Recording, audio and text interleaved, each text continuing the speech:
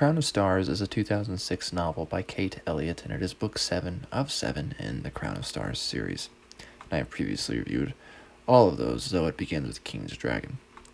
Seeing as this was originally the second part of book 6, it gets right into the action and actually stays with it, which doesn't always happen in this series, but again, this was really just the latter half of a book. I don't really have much to say on this book specifically, besides that I really liked how this one played out. Lots of stuff from people we don't like and people that we do like, and while dark, it's a satisfying ending, I would say. Overall, I think the series is okay. As far as epic fantasy goes, it's definitely more satisfying than Wheel of Time, but not as good, I would say, in most ways when compared to something like the Rune Lords. The climax is somewhat anticlimactic, as one big problem actually doesn't get solved. I think that's fine. Just some people will probably be disappointed with that.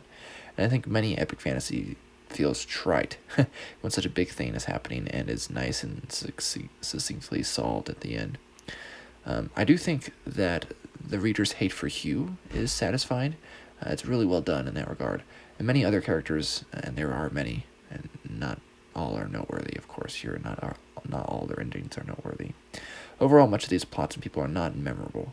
Even for me, who read these relatively close together, I just didn't really care. And I probably, now it's been a couple months since I finished this, I don't even remember some of them, probably, at all. So the best part of the series, I would say, is the world, or rather how well Elliott utilizes medieval things to bring it to life. Medievalists will notice a lot, and that attention to detail is very nice. Along these lines, it really heavily deals with religion, in a familiar yet a new way, I think, that is well done. Right, familiar enough, but also different, and much more respecting of religion than some epic fantasy is, which is either dismissing of it or just doesn't really have it at all. And I can't recommend it for these aspects, at least, also. I don't think that alone makes it great, but I do think that is something that is definitely a positive. Both those things, really, the medieval aspects and the religion aspects. And really, I think I enjoyed the first two books greatly, and then after that, I think it gets lost some in its epicness, right?